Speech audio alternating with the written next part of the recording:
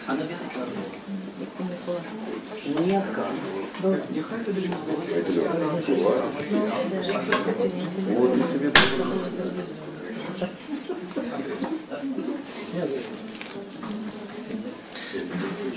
У эфіры радыё Свабода. Наша камера ўсталяваная ў кнігарні Логінаў. Магчыма, гэта адна з апошніх прэзентацый тут, і сёння тут адбудзецца падвядзенне вынікаў двух літаратурных прэмій, двух францішкаў, Францішка Аляхновіча і Францішка Багушевіча. Францішка Аляхновія прэмія заснаваная радыё Свабода беларускім пэн-цэнтрам. Мы крыху пра яе пазней скажам, а Францішка Багушевіча это прэмія заснавана пэн-цэнтрам і Союзам пісьменнікаў Беларусі яшчэ ў 90-е гады. Вось я маю магчымасць спытаць аднаго з першых лаўрэатаў гэтай прэміі, Лявона Баршчэўскага, якое значэнне і чаму яна такая істотная для беларускай літаратуры прэмія Францішка Багушевіча? Ну, рэч у тым, што ў 90-е гады ўвогуле было з прэміямі цяжка, і якраз Кастусь Акула, наш вядомы эмігрант, ён згадзіўся, так сказать, падтрымаць гэту прэмію, калі такая ідэя ў пэн-цэнтру ўзнікла. І вельмі патрэбная была літаратура, якая спрыяе пашырэнню нацыянальнай свядомасці, і трэба было неяк гэта падтрымаць. Прэмія гэта вар'іравалася, то яна мела грашовае напаўненне, то не, але яна вручалася дастаткова рэгулярна, і вельмі грона такіх вялікіх паважаных асоб атрымала гэтую прэмію. Думаю, што яна сваю ролю і адыгрывала, і адыгрывае, менавіта стымулюючы пісаць, можа быць, нон-фікшн, не абавязкова мастацкую літаратуру на гэтыя тэмы. А ўвогуле ідэя прэміі Багушевіча калісьці яшчэ зараджалася ў часы перабудовы. Планавалася, што это будзе дзяржаўная прэмія, но у дзяржавы ў нашай цяперашняй свае прэміі. Не падзяліліся сакрэтам, хто сёлета прэтэндуе, які шорт-ліст? Не ведаю, я не ўдзельнічаў у абмеркаванні, галасаванні, таму ніяк падзяліцца не магу. Ну тады будзе нечаканасць і для нашых гледачоў. Дзякуй вялікі, гэта Лявон Баршчэўскі, не сябра журы, але адзін з лаўрэатаў прэміі Францішка Багушевича. И зараз я бачу господара Дрозда. Добрый день, добрый вечер. Это один из, видать, из тех, кто... Можно вас на хвилиночку? Тех, кто удзельнічае у конкурсе імя Францішка Аляхновича. Скажите, а что для вас вот эта премия турэмнай литературы, отродженная турэмнай литературы в 21 стагоддзі? Ну, для меня эта премия очень важна, потому что если бы не было этой премии, то и не было бы моей книжки. То есть эта книжка была специально как бы вдохновлена этой премией, и если бы не было такой премии, то все осталось бы в черных веках, и еще, может быть, очень-очень долго я не осмелился все это набрать, напечатать, и замечательная возможность, поэтому очень важно, тем более для всех, кто прошел через тюрьму. Аляхнович для нас такой замечательный пример человека, который был не сломлен. Поэтому очень важно, и очень надеюсь, что мне повезет сегодня. И я не только буду среди номинантов, но и среди победителей. И ваша книжка? Есть книжка. Будете читать, так? Мы цягам імпрэзы яшчэ вас побачым. Я вот бачу тут побач просто Владимир Халіп. Тесть аднаго з удзельнікаў гэтай прэміі Францішка Аляхновіча. Андрей Саннікаў, ён, на жаль, не везны ў Беларусі, ён атрымаў палітычны прытулак за мяжой, а яго будзе прадстаўляць Владимир Халіп. Што гэта за кніжка, якую вы прадстаўляеце? Гэта кніжка, якую Андрей напісаў пасля турмы. Яна называется «Моя гісторыя». Я перакладаў гэтую кніжку. На беларускую мову? Так, на беларускую мову, таму маю некаторае дачыненне да этой кніжкі, а таксама да яе сюжэту, таму што мне давялося перажыць усе гэтыя падзеі, і я ратаваў разам з іншымі маімі блізкімі і цудоўнымі беларусамі, якія дапамагалі ў гэтай жахлівай справе, ратаваць малога сына Андрэя Саннікава, якога гэтая ўлада збіралася адабраць у бацькоў, паколькі яны абодвы сядзяць у турме, а таму не могуць быць паўнавартаснымі бацькамі у гэтай дзяржаве. Яго збіраліся перадаць сям'і пэўнай, якую ўжо знайшлі нават, і ананімна да таго ж, таму і слады нават не знайшлі. Вось так, так што я думаю, што будзе пра што расказаць, калі хтосьці зацікавіцца. И почитайте урывки. Починается импреза.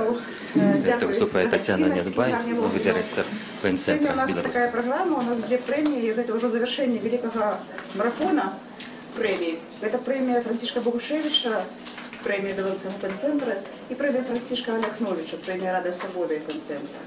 Мы почнем с премии Франтишка Богушевича, и я запрошаю сюда Владимира Орлова, який сябра Рады Белорусского пен-центра, який буде допомагати мені у этой церемонии узнагародження. И трошечки, может быть, вам расскажу, что премия Богушевича была заснована Белорусским пен-центром у 1994 году. І вручається вона за найліпший історичний твор, який обуджає національну свідомість і актуалізує історію. Добрий вечір.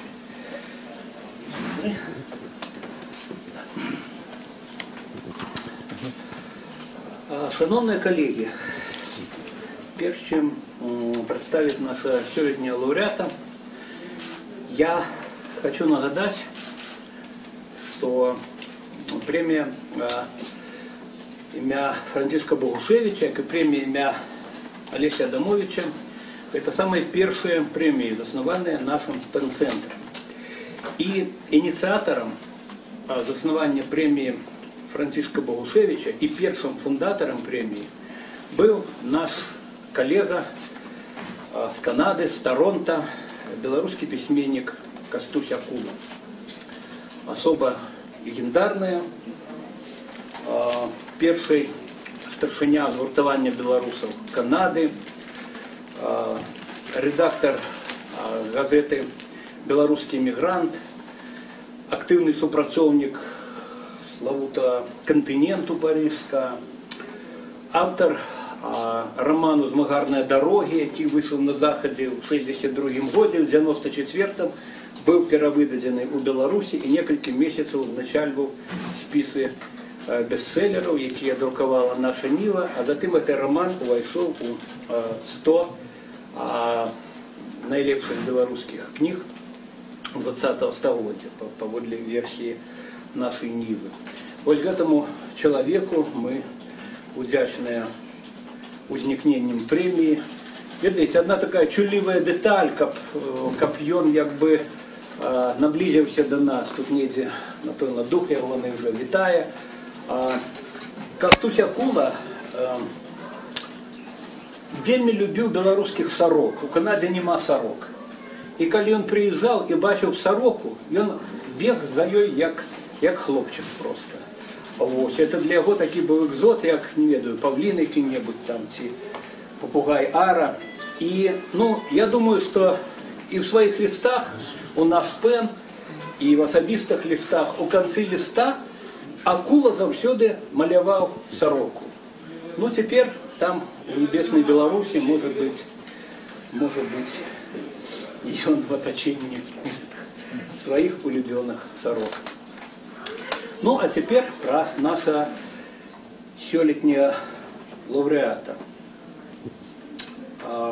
У жюри премии Франтишка Богушевича, а жюри это Рада пен-центра традиционно, сёлета вырашила угонаровать нашей премии книгу Виктора Корбута и Дмитрия Ласько «Минск. Спадщина старого города» 1067-1917. Мне здаецца, той, хто нарадзіўся у Менску, той, хто жыве ў Менску, той, хто хоча бліжэй полюбіць гэты горад, абавязкова павінен мець гэтую кнігу. Разам з гэтай кнігай ён пройдзе просто па ўсіх вуліцах, вулачках, завулках нашага горада. І гэта не просто книга, где змешчаныя здымки Дмитрия Ласько и подписи под здымками Виктора Корбута. Калі ідзе гаворка про, калі на здымку мы бачым будынак гарадского тэатра, то Виктор Корбут нагадвае чытачу, што менавіта тут 100 гадоў таму адбыўся першы всебеларускі з'езд з гэтымі 1800 72 делегатами. Піша про удельников з'езда. Коли это дом номер 9 по Володарска, то мы доведываемся, что в этом доме была обвещена незалежность Белорусской Народной Республики с принятием третьей уставной грамоты БНР. Коли это была публичная библиотека на улице Интернациональной 31, авторы книги нагадывают нам, что сирот читачов в этой библиотеке у 1916-17 году был Максим Богданович. Коли это войсковые могилки, то мы так само робим экскурсию невеликую по войсковых могилках. Виктор Корбут теперь досконалит свою адукацию, и он учится в Варшаве, он будет доктором исторических наук, я сподіваюся, неўзабаве. А Дмитрий Ласько присутнічає тут. Подар Дмитрий. У нас есть диплом и медалька. И конвертик. І конвертик, дякуючи, ми можемо вручити гэтую премію сёлета, дякуючи Світлані Алексеєвич.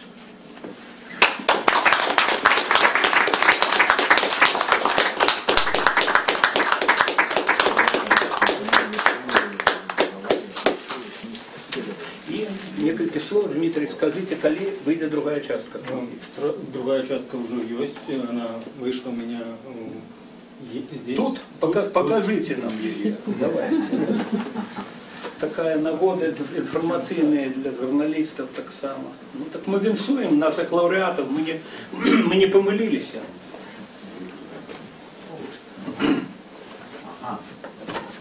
Это другая частка.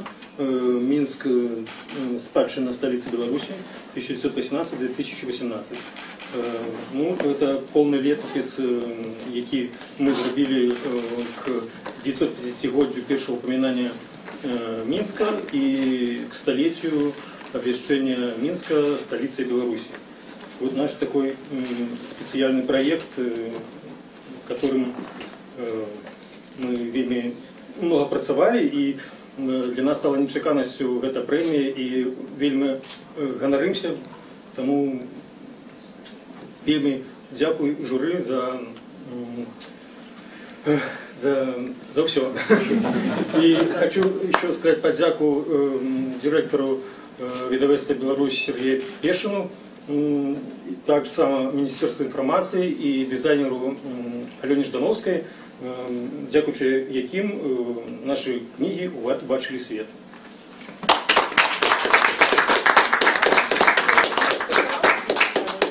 Что ты, Виктор, досылал, как бы зачитал? Да, досылал, вот я вот, вот примерно это и я сказал. Все, вы сказали, что послали. Да. Тады, может быть, я скажу еще пару слов, что лауреатом в минулом году премии Богушевича был Денис Лисейчиков, якого я хотела бы зараз, и Светлана Морозова, але тут у нас есть Денис Лисейчиков, якого я хотела бы запросить зараз сюда, как он еще был, оказывается, рецензентом этой книги, яка сёлета отримала узнагароду, то попросить его трошечки рассказать про это. Дякую. Денис, наместник директора Национального исторического архива. Сябры, мне вельмі прыемна быць сярод вас тут сёння прысутнічаць, віншаваць з такой кнігай цудоўнай. Ну, я хацеў бы сваю кароткую прамову пачаць з таго, што дзякуй Богу, што за апошнія гады у нас з'яўляецца шмат якаснай гістарычнай літаратуры, прозы, мастацкай, навуковай, навукова-папулярнай, у тым ліку па гісторыі нашага старога добрага Менску, але вось мне, як гісторыку, пэўны час, скажем, у этих книгах не хапала некой пэўнай сістэмнасці. Я нават, скажем так, з зайздрасцю паглядаў на гарадзенскую гістарычную школу, якая даволі даўно ўжо выдала кнігу біяграфіі гарадзенскіх вуліц. Там, дзе уласна была гісторыя кожнага будынка, біяграфія кожнага будынка, праз канкрэтныя лёсы людзей, які жылі ў гэтым будынку. Вось такога па Менску доўгі час у нас не было, і ўсё здавалася, хто нарэшце возьмецца за такую грунтоўную працу. Таму, безумоўна, кніга атрымалася проста шыкоўная, ведаючы скрупулёзнасць працы і Віктора, і Дмітра. Я просто хочу поделиться тем, что я имел гонор читать ее еще на уровне черновика, вычитки, власне, когда был рецензентом. Віктор звертаў вельмі вялікую увагу на лёсы людзей. Гэта не проста будынкі, чыста будынкі, сцены, а вось тыя падзеі, якія ў іх адбываліся. І мне гісторыку было вельмі цікава пачытаць пра лёс нашых храмаў. Многія якія храмы, такія феніксы, якія ўзніклі не так давно зноў на старых падмурках. Вось такі был момант яскравы, скажем, пра загінулую пліту надмагільную ў Петрапаўлаўскім саборы, якая была яшчэ пасля вайны, і захавалася фота, а мы не маем, на жаль, зараз гэтага помніка. І вось упершыню ў этой кнізе, допустим, ён якраз такі і публікуецца. Таму гэта фактычна энцыклапедыя людскіх лёсаў, гэта энцыклапедыя старога Менска. Вось, я жадаю плёну аўтарам і надалей, і думаю, што вось яшчэ не адна кніга выйдзе як плён іхняй сумеснай творчасці. Толькі вось не ведаю, як вы будете дзяліць медаль одну на... Нет, у нас есть медаль. Можете продумать. Віншую. Кадр мать.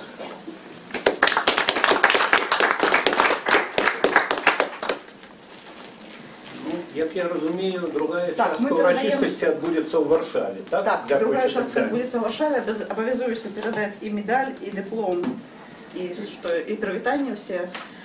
И еще я хотела зачитать фрагмент верша Богушевича, пробачьте. «Хмарки темные, мои братоньки, ветер гони вас бездороженьки, и нигде ж для вас нема хатоньки, отпашните аж у боженьки.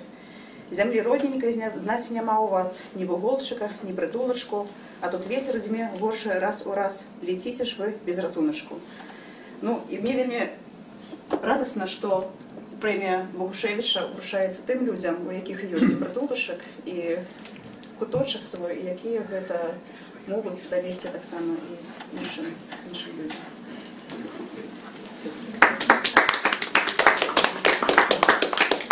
Будь ласка, запрошую Андрея Хадановича і Олександра Лукушка, перепрошую, Радіо Свобода для вручення премії Францишка Олехновича. Вітаємо, шановні. Добрый день, дякую, Татьяна. Андрей, вы маете этот медаль, да? Богушевича, я не маю медаль Богушевича, але у Беларуси все перед нами, не ведаем куды. Я маю медаль Богушевича, але вот с собой сегодня не взял, но сегодня люди с медалями. Дорогие сябры. Але медали Олехновича я так само не маю, и меня не все еще сгублено.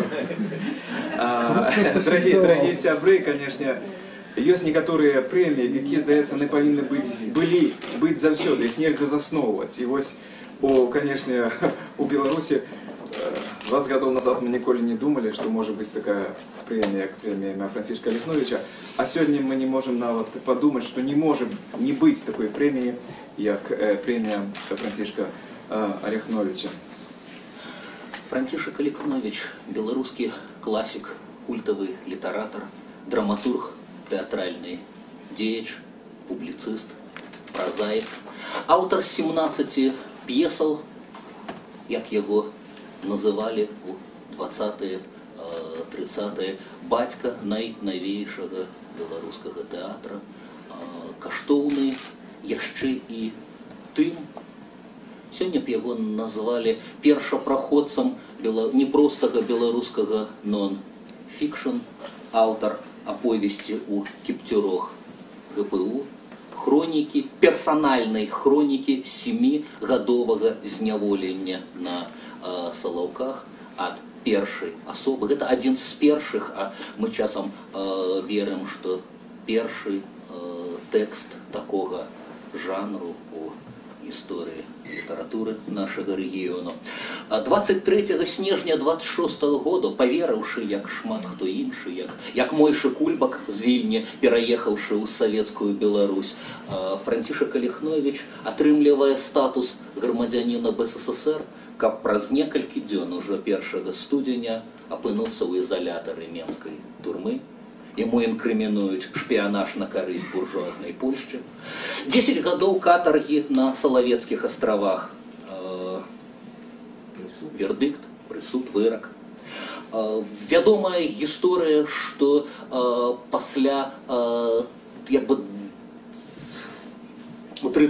у пачатку восені, у верасні 1933-го Франтишек Алехнович у памежным Колосове быў абменены паміж краінамі, да, на Браніслава Тарашкевіча. Яны паднялі капелюшы, кажуць, што Алехнович, абазнаны з савецкімі рэаліямі і з салаўкамі, перасцерагаў Тарашкевіча: «Бронюсь, куды ты ідзеш?» Праз 4 гады так і здарылася. Арышт, а потым расстрэл Браніслава Тарашкевіча. А для ўсіх падманутых, ачараваных, не валодаючых праўдаю Бронюсяў, мы ведаем, што савецкі, як бы сярод левакоў з заходняй Еўропы, савецкі міф яскравы, засцю ў вочы, і вельмі нешмат заходніх інтэлектуалаў своечасова разабраліся ў гэтай сітуацыі, як Андрэ Жыд, скажем, да? А Ролан быў абсалютна аслеплены, да? Адным з першых вуснаў Франтишек Алехнович напісаў сваю дакументальную прозу. Алехнович, які некалькі гадоў пазней напісаў пра прыход саветаў у Вільню. Лепш у голым полі спаткацца са зграяй галодных ваўкоў, чымся неспадзявана пабачыць гэтыя шапкі, гэтыя зоркі, гэтыя скуластыя мангольскія твары, з якімі, здавалася б, ужо ніколі не сустрэнешся. Падчас Другой сусветнай вайны 3 сакавіка 44-го Алехнович быў застрэлены пры загадкавых шматзначных абставінах у сваёй віленскай кватэры. Мемуарыстка Галіна Войцік піша: «У пачатку сакавіка 44-го трагічнае здарэнне ўскалыхнула беларусаў Вільні. Забойства Франтишка Алехновича. Увечары нехта пазваніў у дзверы кватэры. Ён пайшоў адчыніць, а праз хвіліну жонка пачула 2 стрэлы, а калі прыбегла, дык ужо нікога не было, а Алехнович ляжаў мёртвы. Ходзіць шмат меркаванняў, хто гэта зрабіў. Адны кажуць, армія Краёва, другія савецкія партызаны, трэція самі немцы. Аднак хто зрабіў гэты тэрарыстычны акт, так і застанецца невядома. Нам вядома, што гэтае імя абсалютна не выпадкова зрабілася патронам прэміі, якая, на жаль, у сённяшняй Беларусі актуальна. Мы кожны год выражаем спадзевы, што гэтая прэмія страціць актуальнасць, і Радыё Свабода і беларускі ПН-цэнтр перастануць яе уручаць, але само жыццё рыхтуе новых і новых літаратурных і далёка не толькі літаратурных герояў гэтай узнагароды. Можа быць, крышачку статыстыкі. Наша прэмія уручаецца 3-й раз пасля 2-гадовага перапынку. У 2013 годзе адзіным лаўрэатам прэміі быў прызнаны Ігор Аліневіч за ягоную кнігу «Еду ў Магадан», а лаўрэатамі 2014 года былі Алесь Беляцкі за кнігу «Іртутнае срэбра жыцця», пралог нататкі праваабаронцы, Зміцер Дашкевич за кнігу «Чарвяк», зборнік апавяданняў, Феликс Пекер за роман «10 лет и 1 день» Игоря Савченко, Павел Северинец за белорусскую глубиню, Александр Федута за «Мой маленький», оповесть «Мой маленький Париж», Ирина Халик за «Дзённік зэчкі». Шановные сябры, номинуюсь на премию имя Франтишка Алехновича, сябры ПН-центра, журналисты «Свободы», могут присылать и представники правооборончих организаций. Это одночасно литературная и правооборончая премия. Литературная теория сегодня не робит великой розницы поміж мастацкой прозой и прозой нон-фикшн, и туремный дзённік, и сборник вершаў могут быть признаны переможцами премии Франтишка Алехновича. Туремный дзённік может быть так само сборником вершаў. Але может быть и не признана, потому что все равно пустое питание якости, бо премия и литературная. Мы отрымали более за тузин творов, не все сегодня мы згадаем, и не все из них отзначены. Калі зараз мы пачнем представлять наших номинантов и лауреатов, Можна підійти по-разному, кого першим представити. Ну, наприклад, по кількості, по суворості присуду, скільки чоловік був осуджений, скільки відсидів, скільки провів у карцері, у одиночці. Ну, але в літературній традиції прийнято, як підказує Андрій, все ж таки заходить з алфавіту. Але ось в нашому випадку одно не перечить другому. Першим ми хотіли би сьогодні назвати ім'я чоловіка, який відбув 5 років у зневоленні. Відбував він цей термін в 4 турмах, в 3 колоніях. З цього терміну більше за год він провів у карцері, у одиночці. Він протестував всіми відомими способами тюремного протесту. Это скарги, это голодовки, это нанесение себе телесных пошкоджень.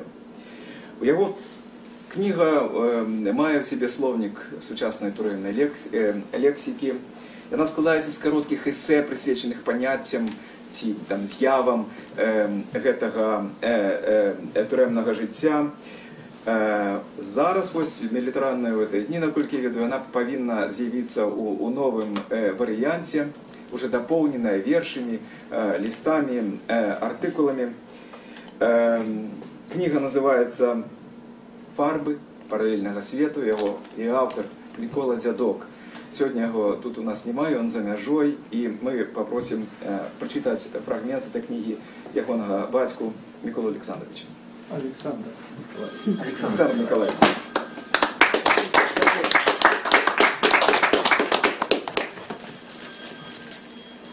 Уважаемое господарство, мне вельми приємно сегодня тут хвалююсь. Представляю книжку моего сына. Зараз я в Камнусе, его сессии. Я не смог сегодня приехать, как сам мог вам рассказать об этом. Его вельми добро представили, рассказали самое головное из того, что было. Але, слухаючи сьогодні номінантів премії Францишка Богушевича, я подумав, які парадокси життя. Вулицю Інтернаціонального Минску, Генеральная прокуратура, где нас арестовывали. Улица Революционная, это ГУБАЗ, где первый арест у сына. Без хвалевания не могу сказать. А Володарка это тюрьма. Бачите, какие парадоксы. Але, ось сама книжка. Фарби паралельного світу. Так вона виглядає. Тут зборник есе, які були написані частково у зневоленні, частково вже потім з нагоди того, що син пережив. А зараз вийшла, білоруськомовний варіант вийшов, а потім рускомовний варіант доповнений і трохи повеличений, перепрацьований. І третій варіант буде на англійській мові. Сподіваюся, скоро. Ви з сином создали, что можно прочитать. Я постараюсь не сильно занимать вашу увагу и прочитаю, як нам, мы думаем так, это будет один из найлепших, на мой погляд, найлепших его эссе. Называется он «Життя цудовне». Черговые 10 суток шиза у Шкловской колонии номер 17. Этим разом мне пощастило, я в хаті не один, нас аж на троє. Гэтаки цеплей, бо батареи амаль не греють, і веселей, бо есть з ким пробавить час. Один мой сусед, молоден, за одним годом термина ему вызволяться проспять, один другий, Саня, помянушцы, летчик. Сивые волосы, хотя самому еще нема 40 годов, стомленный голос, погляд старого волка, сидеть уже 13 годов, а напереди еще 7. Побытовое забойство. За те 10 суток, что мы провели разом, я почув от його шмат цікавого. Але не гэтыя оповеди, а філософія життя льотчика примусила ягоную особу назавжди урезатися в мою пам'ять. Ніяк я трохи примаркотився. не памятаю уже нагоды. Ці то після чергової безсонної ночі, чи то після чергового мусорського вибрику, але роздражняльність, що назапашувалася шмат дзён, вирвалася у мене вонки з потоками немотивованої лаянки на эту установу, на ментову і вогулі на наш сьогоднішній стан. Летчик слухав, тот им погодился. Да, базара нет, зона здесь, петушок. То ли дело на восьмерке. Бывает с утра, пока все спят, выйду на локалку, сяду на скамеечку с чаем, солнышко светит, птички поют, настроение. А ты не переживай, скоро выйдешь обратно в ПКТ, заваришь чайку, там и срока у тебя понты, не гони. И он помолчал, зернул на меня своими стомленными крыху вар'яцкими очима и додал. Жильцо цудовное, навод тут. Он размовлял на российской мове и сказал: «Жизнь прекрасна, даже здесь». Эта фраза в моей голове одночасово отбилась перчаткой и забилась звоном, выкликавши небачный выбух у нейронных сетках. Я замолчал. С кожной хвилиной эссенс доходил до меня все больше. Уявите себе, душная, змрочная бетонная коробка, у якой ночью тискаешь и приседаешь, каб согреться и поспать. У якой сидишь столько, кольки захочет начальник зоны.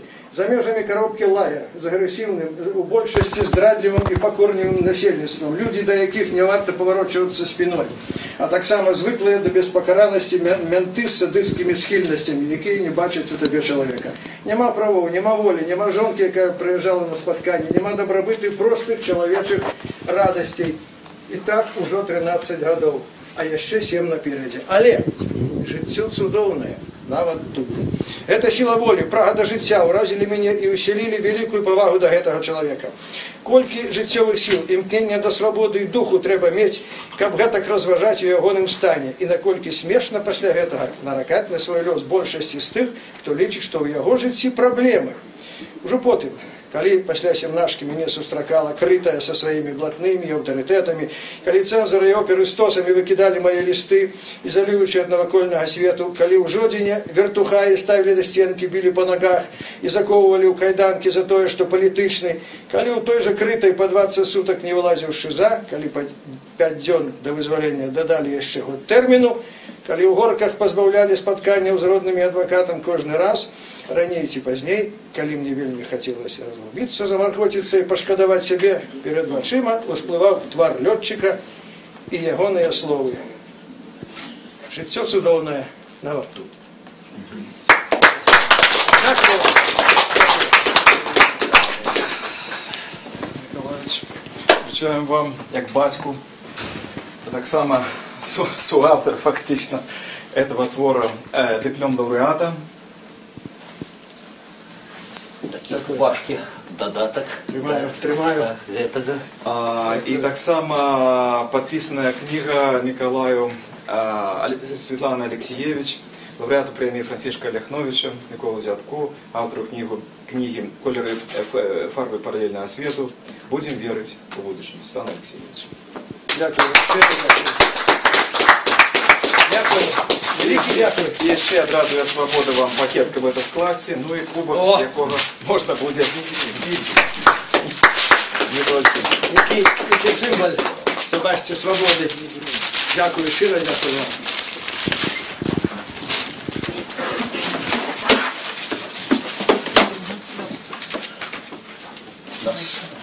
Наступний номінується на лауреатство, а автор робиться лауреатом премії Ляхновича.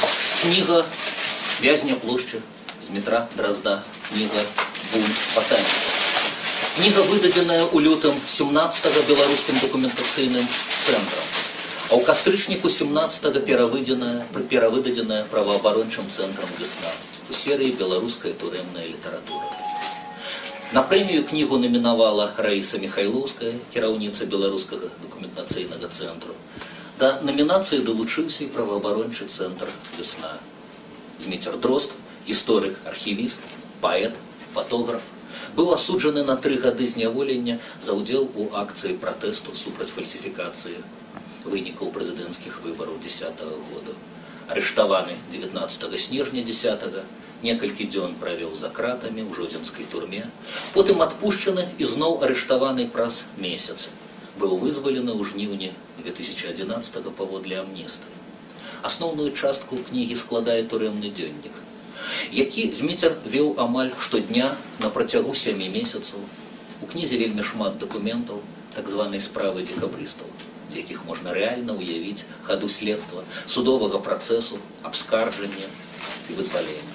Таксама змешчаны шэраг артыкулаў і інтэрв'ю Дмітра Дразда пасля вызвалення з аналізам справы декабрыстаў.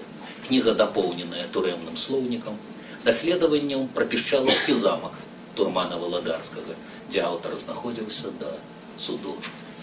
Зміцер, Дрозд, калі ласка. Рады вітаць вас. Вот две книжки, которые, это первая, которую издал документационный центр, а вот книжка, которую издал правозащитный центр «Весна». Эта книжка наполовину переведена на белорусский язык, сам дневник не переведен, переведено только вступление и словник, и вот. А эта книжка на русском языке. Хочу сказать большое спасибо за то, что эта премия существует, потому что 100% могу сказать, если бы не было этой премии, то и не было этих книжек, потому что эта книжка писалась специально в надежде получить эту премию.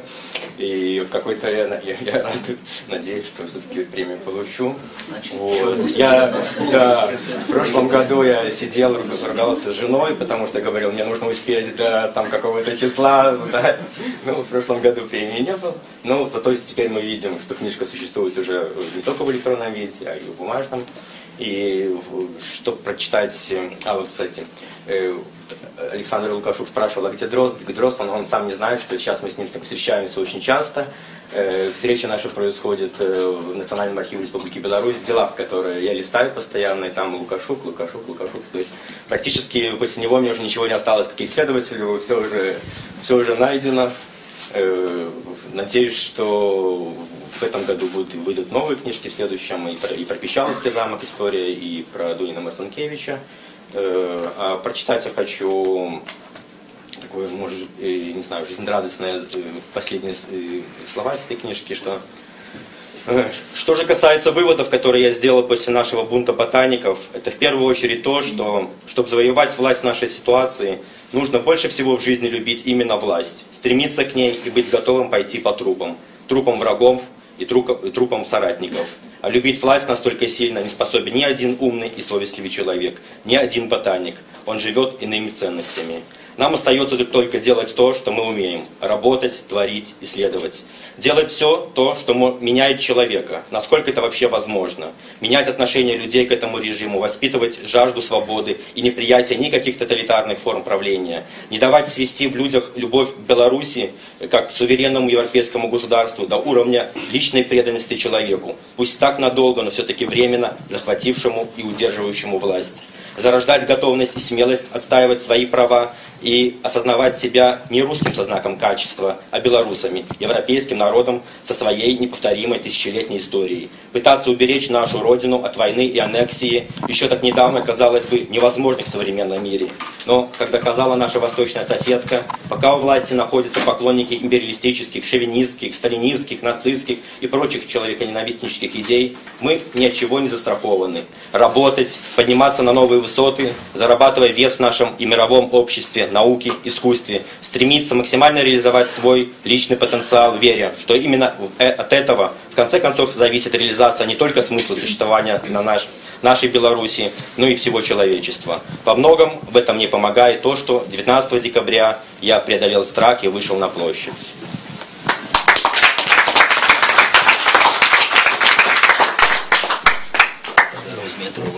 Еще раз диплом, памятный знак.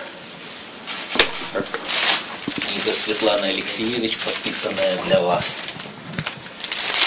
И усім лауреатам, как было что налить. И чем это?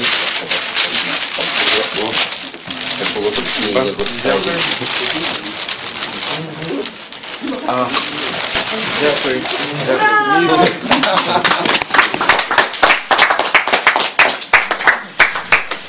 Шановні сябры, наступного чалавека, удзельніка конкурсу Францішка Ляхновіча, вельмі добра вядомы і ў Беларусі, і за мяжой. Это адзін з самых вядомых вязняў 2010 года.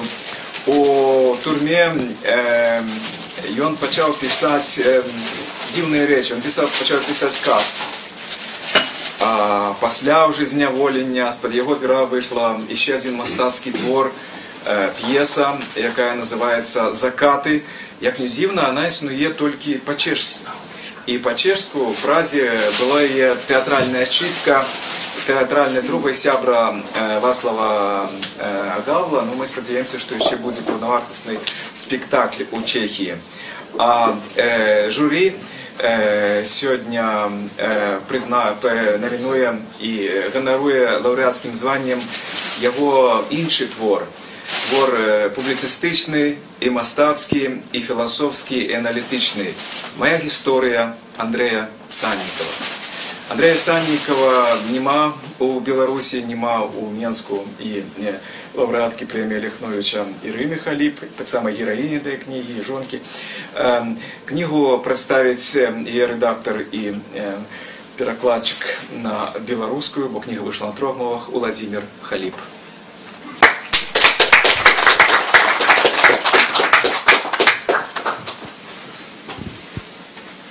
Шановное господарство,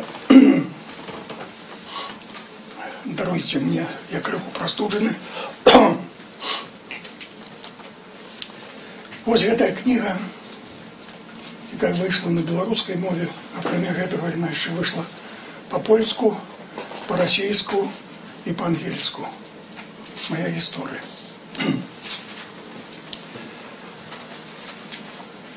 Традыцыйна тут все читаюць по фрагментику. Прочитаю так само и я.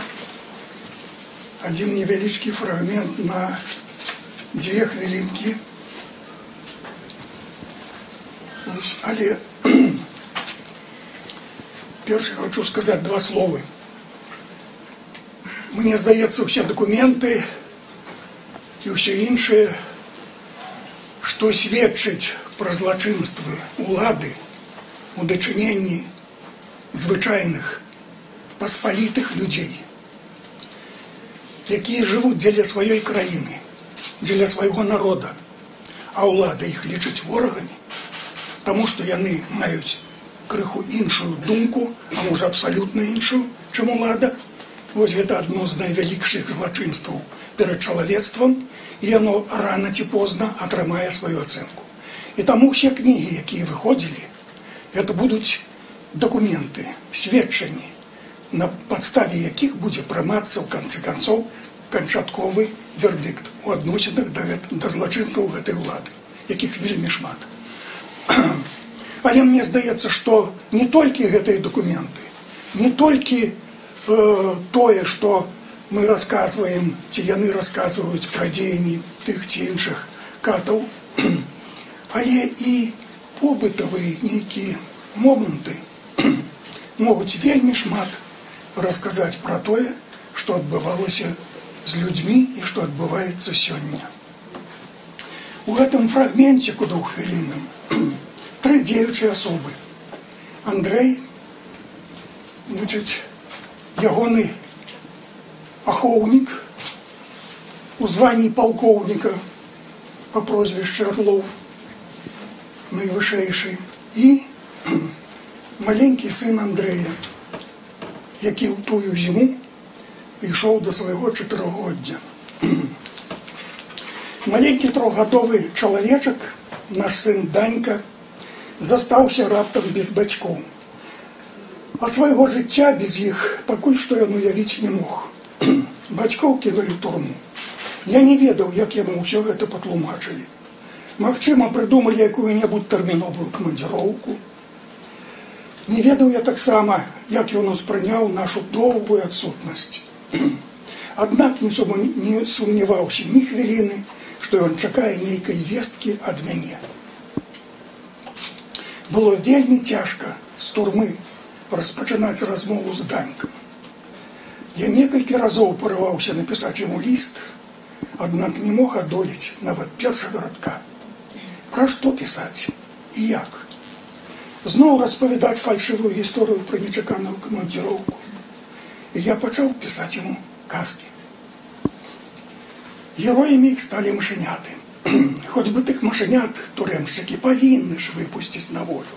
Я свядома пазбягаў не толькі якіх-небудзь намёкаў на турму, але нават і намёкаў на намёкі. Спрабаваў глядзець на казкі вачыма пільных цэнзараў. Ведаў добра, што кожны тэкст будуць разглядаць пад лупай у пошуках крамолы.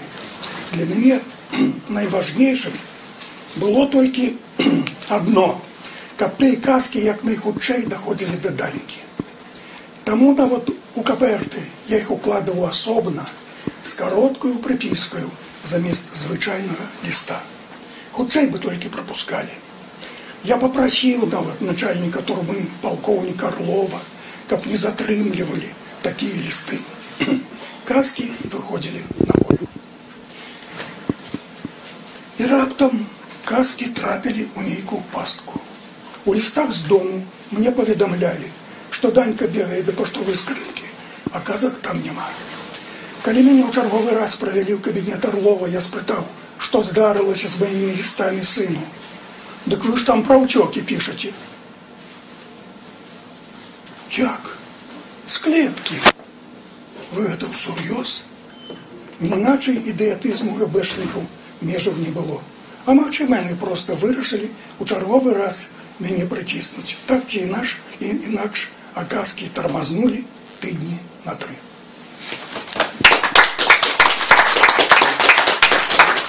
Утекала мышыня, правильно? Мышыня утекала. Про мышынят казка была. Это те, что поставили потом пьесу. Так мы спадзяемся, дорогие споры Владимир, что вы знаете магчымасць перадаць з этой клетки за яе межы. Безумоўна, цяпер да прасцей. У шырэйшы. Дзякуй вялікі. И так само книга подписана Светланой Алексеевич. Причем у этой книги прадмова Светлана Алексеевич. И подписываючи книгу, Алексеевич пишет лауреату премии Францишка Ляхновича Андрею Саніка, автору книги «Моя история». Дякуй за мужность идеализму.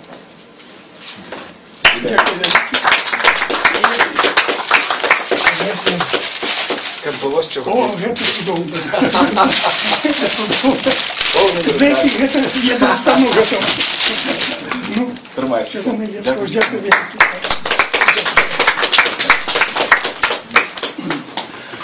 Шановні колеги, представляючи наступного лауреата, я не змогу обойтись без цитат, без поэзии. Может быть, поэзии будет шмат. 10 годов тому я открыл для себя існаванне у Менску, абсолютно не інтэгравана у беларускамоўную культурную прастору адметнага, вельмі цікавага паэта по імені Леонид Петренко, чья вельмі солидная книга выбранных вершаў в 2003 году вышла у Менску у выдавецтве «Современный литератор». Вока зачепилась за верш «Поэзия», «Тиковое затмение», «Многоэтапный пад», «Более или менее непоправимый ад», «Мысли в пространстве спаянном в круг», «Продавив туман», «Выскочили нечаянно на ипподром ума», циклы длиной в мгновение строят в ряды и ритм, рваные откровения на перекрестках рифм, круговоротов мания, взрывами по судьбе, битвы за понимание, может себя в себе, не избежав рождения, и с головою в ад, более или менее искренние слова. Раз некалькі гадоў я знайшоў на паліцы, неспадзявана, на паліцы кнігарні. У пазнавальным абсалютна ніхто іншы не робіць так дызайн і афармленне ў дызайне прысутнага тут Владимира Цеслера кнігу Леонида Петренки «Камерные сны». Леонид Петренко народился 6 снежня 1956 года у Менску у семьи военного летчика. Скончил Суворовскую вучэльню, а потом вышэйшую вайсковую вучэльню электроники в городе Пушкине, нагадываю, Шахцарское село в 1978 году. До 91-го служил офицером узброеных сил у войсках супрацьпаветраної обороны. Пише, як йому здається заўсёды. Аўтар 7 надрукаваных на паперы и 7 опубликованных у сетеве сборников вершаў. В 2003 году у Менску вышла книга, фрагмент з якой я вам прочитал, за словами «более или менее непоправимый ад». В 2015 у Менску у выдавецтве «Харвест» з'явілася маленькая книжка «Камерные сны», якую можно назвать турэмным дзённікам у вершаванай форме, можно сборником турэмнай лірыкі, а можно просто набором духовных практыкаванняў, якія дапамагаюць аўтару выжыць. Калі можна яшчэ цитата с этой турэмной книги Алексея Петренко. Когда все близкие сказали «нет», мне тучи низкие закрыли свет. Друзей участием тепло спасал, и после счастья лежал, писал. Себя ел поедом, бес обуял. Столкнули с поезда, хоть тот стоял. Судьбу прелестницу узнал в лицо, ступив на лестницу в обитель зол. Сквозь жуть продольную вошел по льду в коробку полную заблудших душ. Здесь не расслабиться, на всех нет мест, и сетка рабица покрыла крест. В разборках с верою под тем крестом надежда серая слегла пластом, без солнца, месяца, свет с потолка. Ребята бесятся от пустяка. На территории детей греха все их истории 100 раз слыхал. Судьба полосками, мне свет не бел. Сны стали плоскими в моей судьбе. Наелся черного, а все дышу. Сны заключенного лежу, пишу. Святая талия, пока одни. Что будет далее, хоть намекни. Что там непрошенный мной путь таит, где поезд брошенный еще стоит. Вельмі прыемна, што у паэта ёсць сябры, якія яго падтрымліваюць, якія тут сёння. Хочется покликать у зять слова Владимира Цеслера и Алексея Веренчикова. Алексею, вы тут так само есть. Выходите, коли ласка. Скажите, колькі словаў про лауреата. Может быть, еще прочитаете что-нибудь? Так, я пробачение сразу прошу, что мы на русском. Как вам комфортно? Хорошо. Тем более, что книга-то на русском языке. Ты ну снижи, коли У меня есть. Ну, история, я из другой, да. Да, такая. Значит, всю переписку по поэзии Леша вел, как бы, и переписывал эти письма, редактировал их, эти стихи. Вот. По названию он сказал, что почему-то полукамерные сны.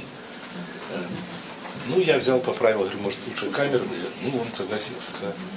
И вот эта история, когда он сказал, что там, писал о том, что там бред, он не может это слышать, вот этот, и ему это мешает, он не может спать, он затыкает уши.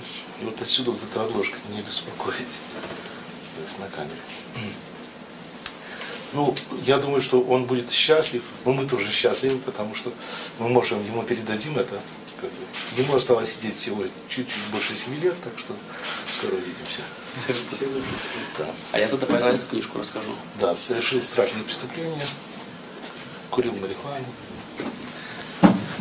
Да, 10 лет получил. Вот. А эта книга, вторая, кстати, уже третья на подходе книга. Здесь Леня, ну, я могу прочитать первое стихотворение, оно, в принципе, будет отражать дух этой книги.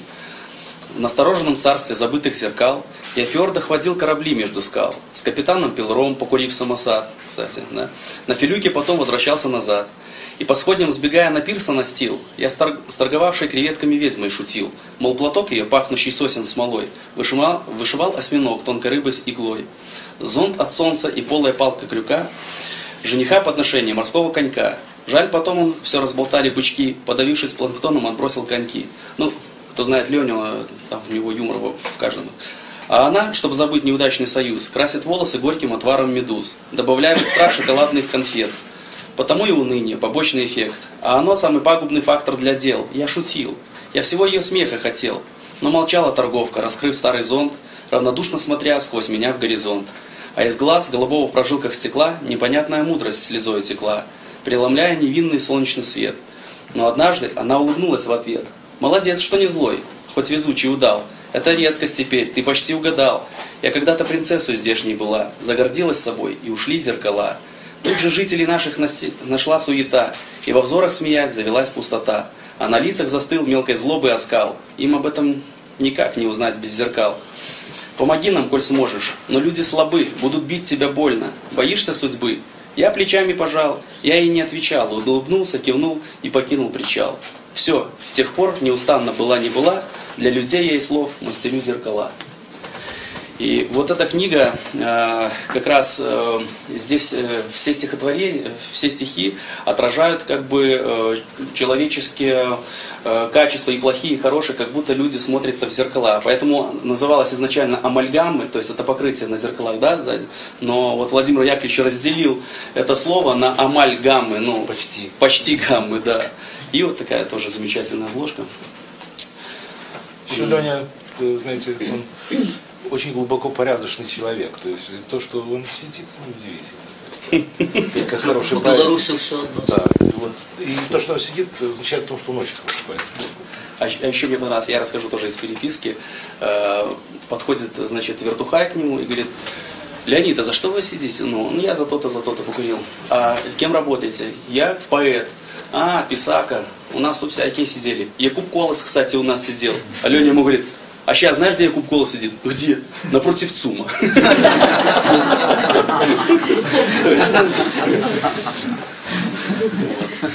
Ну, наверное, все.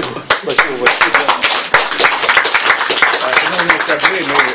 Всех, кто отримав вот эти лауреатские дипломи лауреата, там есть формулировка, яку я просто зараз прочитаю у гонор Леоніда Петренка, яна тичиться всіх, що Білоруський пенцентр і Радіо Свобода ушановують удзельника конкурсу ім'я Францішка Ляхновича Леоніда Петренко за книги «Камерные сны». А далее йде формулировка, яка тичиться всіх сьогоднішніх лауреатів, де на підставі уласного туремного досвіду таленавіта адлюстраваныя каштоўнасці чалавечага духу і свабоды. Валерий Владимир, нам вельмі цяжка ціснуць на ўладу, але хочется верыць, што будзе аказія перадаць гэта ўсё урачыста, можа быць, уручыць аўтара нашмат раней. Может, легализация начнет. И Светлана Алексеевич подписала Леониду Петренко книги, автору книги поэзии «Камерные сны и амальгамы», подписала и скончила такими словами: «Ждем вас, восхищены вами». Здравствуйте.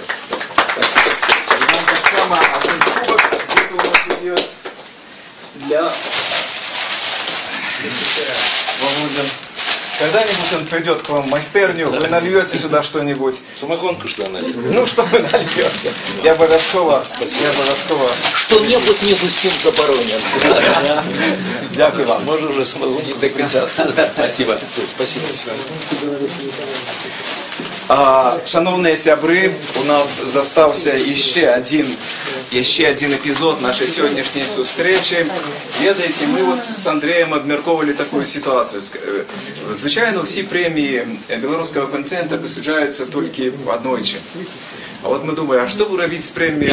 Французская академия. Академик ее уже не смел. Ну, ці там Нобелевская премия, однойчі присудили и все. Но зараз мы менять это не будем, традицию, але в принципе я просто думаю, коли человека посадят в другий раз и по другому артикулу, да, может быть все-таки, ну коли-небудь мы вернемся до этой питання. А зараз говорка йде про, ми сьогодні хочемо згадати ім'я ще одного чоловіка, який вже був лауреатом, який з'являється лауреатом премії ім'я Францішка Ляхновича, це Олесь Беляцкий. За час сидзення ягоная літературна творчість, зв'язана з ягоним туренним досвідом, просто не спиняється. выходят новые книги, з'являются новые форматы, засновываются новые инициативы уже в рамках правоабарончого центру «Весна». У Бобруйской колонии Олесь атрымаў близу 20 тысячаў листов з усяго свету. І вось ён і яго калегі ўпершыню сабралі іх у два выданні. Одно называется «Листы солидарности», другое, связанное с тем, как проходит весь процесс, называется «Альбом солидарности». Это просто фантастичное по цікавости, многоголосое такое, голосы всего свету, что сапраўды Беларусь у их была в таким центре и загучала. Олеся Немай, он вядзе чарговае змаганне за правы чалавека, на этот раз у Вене, где отбывается конференция АБСМ, министров замежных справаў. Але тут присутныя ягоныя калегі, кажа Андрей, это Сяржук Сус і Ірына Прокопчак, якія дапамагалі ствараць гэтыя новыя две кнігі, якія, я разумею, я их уже читал в раздрукаваным выгляде, але они, видать, з'явятся неўзабаве у кнізе. Я прошу вас сюды. Сударыня Ірына, сядайте, может быть, и покажите, расскажите нам. Вы же не знаете, чего показываете. Есть тут. Есть, да? Ну, давайте. Так. Добрый вечер всем, конечно, про другий раз, не дай Бог. Так, сапраўды, наши выданні крышку затрымаліся у друкарні, таму нам сёння няма чаго паказаць у выглядзе кнігі, але мы зрабілі некалькі слайдаў, якія, у прынцыпе, могуць акрэсліць, каб вы крышку разумелі змест гэтых выданняў. І крышачку распавяду пра наш дыптых салідарнасці, як вы ўжо сказалі, сапраўды, Алесю ішлі просто вялікімі мехамі лісты, і ён да іх вельмі так ставіўся, хацеў усе вельмі захаваць, перасылаў паціху на волю, канешне, іх было вельмі шмат, і разам з тым паралельна яшчэ рабіў нейкія рэмаркі і водгукі на гэтыя лісты, таксама іх дасылаў, гэта все збіралася, і так нарадзілася ідэя сабраць гэта ў зборнік.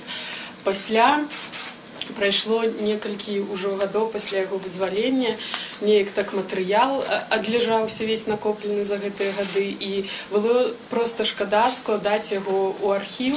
Хацелася падзяліцца тым, што было, і вось узнікла мне такая прапанова, акрамя гэтага зборніка пра лісты салідарнасці, зрабіць яшчэ і асобны зборнік пра ўсю кампанію, каб апісаць тое, як яна адбывалася, што значыла салідарнасць на кожным канкрэтным этапе альбо ў кожным канкрэтным моманце.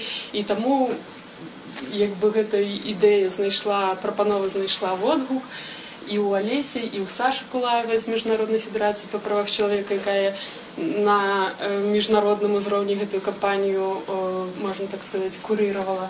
І вось нарадзілась такім чынам і альбом салідарнасці. Каб не казаць вельмі шмат, хочу просто зачытаць невялікі урывачак вось менавіта Сашын з пасляслоўя да гэтага альбому. І ён як бы перадае асноўны змест, настрой гэтага выдання. Яна піша пра тое, пра ўсе шматлікія паездкі на адвакатыўныя пляцоўкі ў так званыя сталіцы Еўропы, дзе веліся ўвесь час перамовы з чыноўнікамі па справе Алесі і па справе ўсіх палітычных зняволеных, якія на той час знаходзіліся за кратамі пасля плошчы 2010 года. І вось яна кажа, што адзін з самых такіх цяжкіх успамінаў быў, калі адзін вельмі высокапастаўлены дзеяч Еўрасаюза папракнуў яе ў залішнім шуме па справе Алеся. І мы маем справу з гандляром, ахарактарызаваў ён кіраўніка дзяржавы. Зразумейце, ён думаў, што ў яго ў кулаку шмат разменных манетак, больш-менш каштоўных для гандлю. А вы са сваёй шуміхай, прэміямі, слуханнямі, міжнароднай мабілізацыяй вакол Беляцкага пераконвайце яго ў тым, што ў яго руках апынуўся неразменны залаты, які ён недаацэньваў і за які можа выманіць у нас што заўгодна. Набіваючы кошт вашаму калегу, вы падаўжаеце ягоны тэрмін. Я не перабольшую, піша Саша, гадзінамі пасля гэтай сустрэчы перабірала ўсё, што мы зарабілі да гэтага часу, узважвала, задавала сабе пытанне, а ці маглі мы гэтага не зрабіць. І не прэтэндуючы на ісціну ў першай інстанцыі, я думаю, што гэты аргумент быў няслушным. Я перакананая, што Алесь і астатнія палітычныя зняволеныя выйшлі на свабоду задоўга да канца сваіх тэрмінаў менавіта дзякуючы таму разнастайнаму, шматнацыянальнаму, пастаяннаму, салідарнаму руху. І мяркую, сустрэнься цяпер з гэтым дыпламатам, ён, можа, і быў бы гатовы прызнаць, што і многія міжнародныя механізмы, марудлівыя па сваёй прыродзе, магчыма, не круціліся б наогул, каб не часам дакучлівая, але салідарная і паслядоўная ў сваіх патрабаваннях грамадзянская супольнасць, якая пастаянна нагадвае міжнароднай грамадскасці, што, як казаў Мартин Лютер Кінг, несправядлівасць дзе-небудзь, пагроза справядлівасці паўсюль.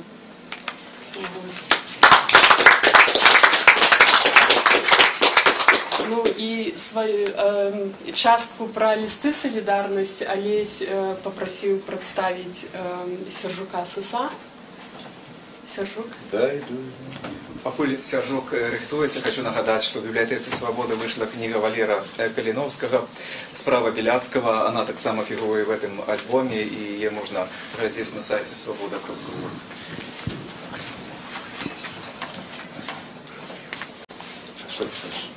Мне дасталася другая частка дыпціку.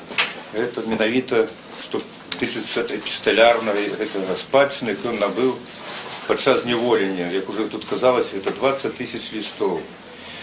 І кніга-альбом гэтая яшчэ раз сведчыць пра тое, што жанр турэмнай літаратуры бясконца атрымліваецца. У нас ёсць лісты даволі Некляева, это паэзія, напісана за кратамі. Ёсць дзённік храналогія ўсіх дзён, як пісваецца, як чалавек сидзіць зняволенні. Ёсць алюзіі, перажыванні, якія перадаюцца потым, пасля вызвалення з турмы. А гэта такая квітэсэнцыя думак людзей, якія падтрымліваюць сябе там за кратамі. І калі читаеш эту кнігу, унікваешся в гэтыя кароткія цытаты з лістоў з усяго свету, розных людзей, часам дзяцей, незнаёмых, жанчын, вядомых людзей і невядомых, і звычайных простых, з Аўстраліі, з Афрыкі, з Европы. Здзіўляешся просто, якая магутная думка, вот эта вот думка можа падтрымаць чалавека ў зняволенні. Ну, шкада, што нема Алеся, але вот кніга таксама зроблена як альбом, і прачытаю з першай часткі тое, што пісаў Алесь, невялічкі ўрывачак. Лісты да зняволенага – гэта як мосток і ніткі сувязі са светам. Праўда, часам яна працуе як у той гісторыі пра Юрася Зарэцкага, яку нядаўна пачуў. Жыў некалі адзін такі недарэка ў вёсцы пад Чачэрскам. Працуе Юрка месяц, забірае заробак у калгаснай касе і ідзе басаножу ў Чачэрск, боты купляць. Доўга выбірае новыя, спраўныя, каб усё было на месцы, і набойкі, і роўны шоу. Купляе Юрка боты, а потым закіне іх высока на тэлефонныя драты і клыпае назад дадому голымі нагамі. «Юрась», пытаюцца цікаўныя хлопцы, «а дзе твае новыя боты?» «Па дратах перададуць», адказвае бесклапотны і задаволены Юрка. Ці дакладна я разумею, адчуваю тое, што мне дасылаюць знаёмыя і незнаёмыя сябры. Я сумняваюся, тым не менш, усе гэтыя боты па дратах выклікаюць у мяне моцныя станоўчыя эмоцыі. Яны, як тыя падпоркі для дрэва, якое стаіць на ветры, як каўток вады для засмяглага. Яны ўмацоўваюць дух і надпрэчваюць роспач і паніверку, яны паляпшаюць настрой.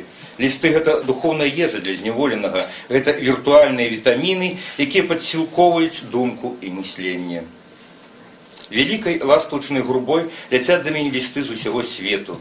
Сонечнымі зайцамі блішчыць і зіхацяць яны. Паштоўкі з наклеенымі птушыным пер'ем, запэцканыя ў дзявочую памаду, стэрэаскапічныя і такія, што раскладаюцца ў аб'ёмны сюжэт. Часам я ўяўляю вялізнае дрэва, мусіць быць гэта клён, спрэс абвешаны лістамі і паштоўкамі, дасланымі мне, якія трапечуць на ветры. Радаснае дрэва спадзеву і аптымізму. Адчыненасць, шчырасць, дабрыня і спагада адных, і зашнураванасць, зласлівасць і недавер іншых. Паміж двумя полюсамі прабягаюць дугі разрадаў чалавечых энергій, сыплюцца яркія іскры пачуццяў. Дзесьці там, у нейкай кропцы гэтай дугі, знаходжуся зараз і я. Бабруйск, колонія нумар 2. Ну, спадзяёмся, што кніга хутка побачыць свет, і многія могуць паглядзець і знайсці для сябе нешта вельмі, вельмі важнае. Дзякую. Господар Алесь днями вернется с з Вены, і вы зможаце перадаць яму тыя артефакты, што мы любоўю і пашанай для яго И падрыхтавалі. диплом, и белорусский правооборончий «Весна», насколько я разумею, почав серию «Тюремная литература». Это новый цикл, и мы вельми рады теперь, что праца пенцентра «Радує свободу» справе выбору того, что друкаваць трохи у нас з'явятся в этом сенсе помощники. Ну, конечно, у вас было з чего пить.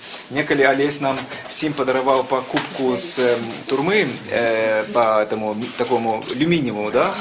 У нас в Празе в редакции есть. Ну, теперь у вас будет в весне несколько кубков, за яких вы так само, сподіваюся, зможете. Велике дякую Радіо Свобода і пенцентру за ту справу, яку вони роблять. За Олесь не передадим.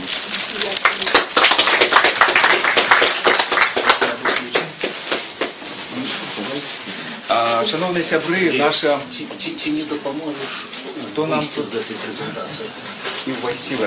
Шановні сябри, наше уручення дипломов лауреатов, вот этих хмарочосов, как Андрей называет, криштали, с премией Оляхновича, подходит до завершения. Мы не ведаем, ни мы, ни пенцентр, коли будет вручаться наступная премия Оляхновича.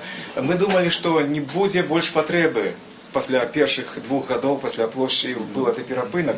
Но оказалось, что творчесть не має сувязі з часом. Може прости, у нас такое подозрение, это навод без со зменой, може прости час, який ніяк не буде зв'язаний з конкретною новою неким акцією, там, посадок, але человек нечто вспомнить и з'явится его на новое осенсование.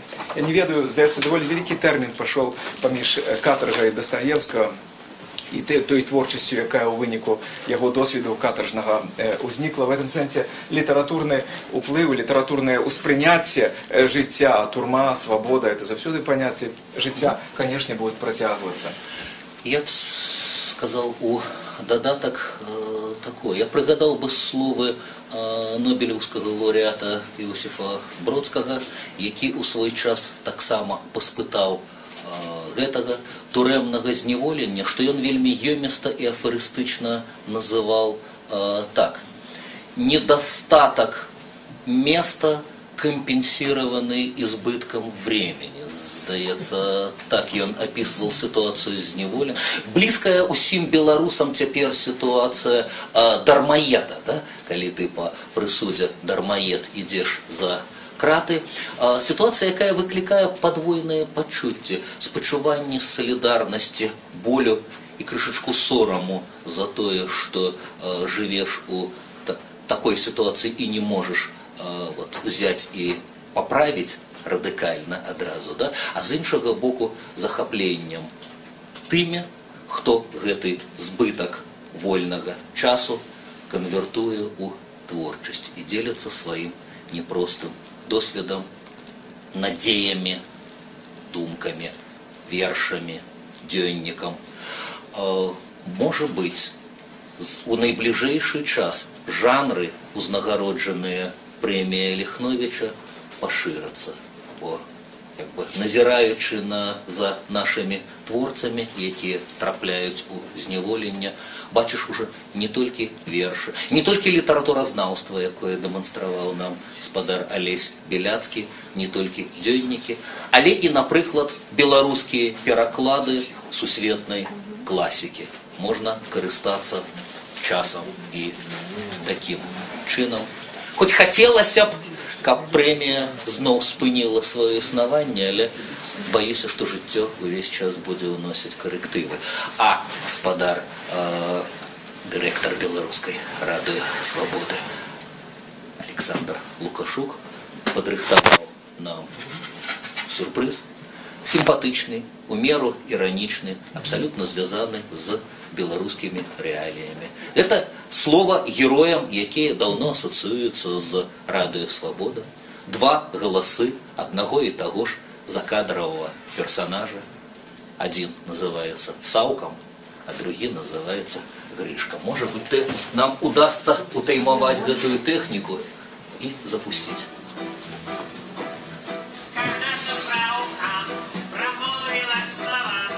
Вчера листал у вас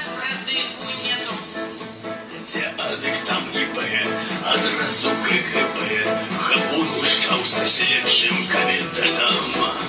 І пачалі вязаць не 2, не 3, не 5, аж 35 хлопцаў позачынялі. Да, как же так? Они же в лесах щепали бегом тренировали. Про гэта ўсё табе крычалі па ТВ, пісалі ў Беларусі і савецкай. А еще показали нам взрывчатку и напал. Короче, было страшно, не по-детски. І ось минає ход, уключають задній ход. Неспешно, неторопко, Деспасито. Деспасито. Да я знаю, крепче смех, но выпустили всех.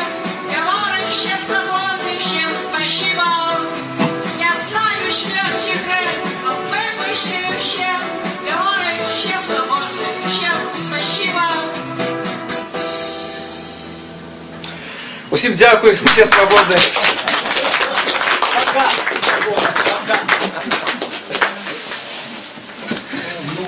Шановні глядачі сайта Радіо Свобода, ось імпреза закінчилася. Відаць, мало що можна додати. Вона була справді такою щирою, проникненою. Некоторі виступовці просто ховали комок такой эмоций, каб не расплакаться.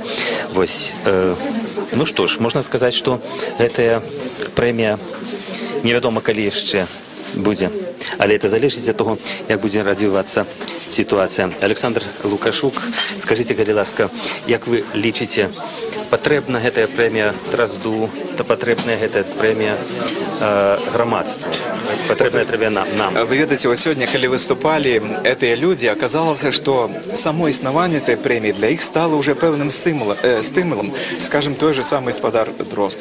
И он взгадал, что есть такая премия, и сформулировалось ожидание его нечто зафиксовать, написать, вспомнить, поделиться, и таким чином узмацнить громадское разумение этой ситуации.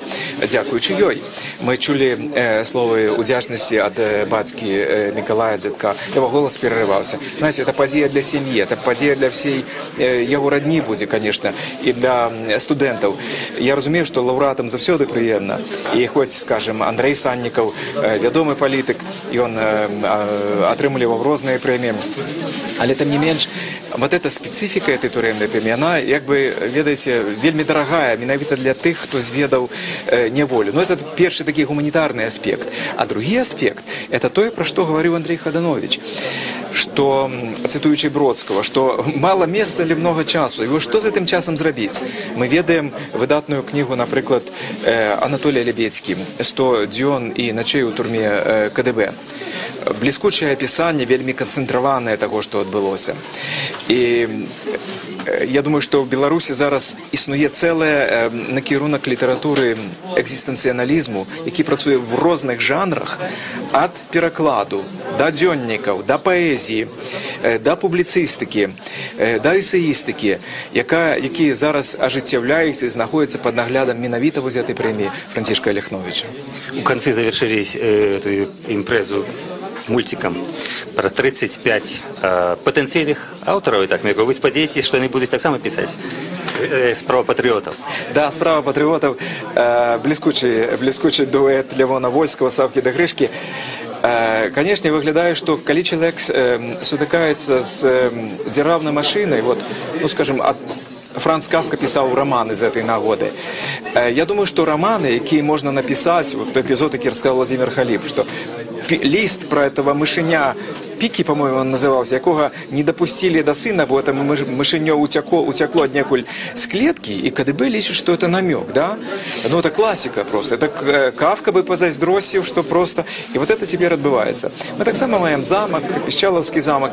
Мы живем у свете нереализованной литературы. Мы все як живем, як у литературном творе опошние 20 годов, насамрэч. И як цитовали тут, цитовал, по-моему, да, сам Эдуард Дрозд, цитовал вот это зэка некого, казав, як добра, як все-таки пригоже. И вы знаете, вот это вот постоянная надея, про якую пише и Алексеевич, коли подписала. Чекаем вас и захопленные вашим идеализмом. Вот это вельми важный пасыл усёй нашай сённяшняй сустрэчы. Мы вас чакаем, і мы захопленыя вашым ідэалізмам. Вы чакаеце новыя творы? Так. Дякую вялікі.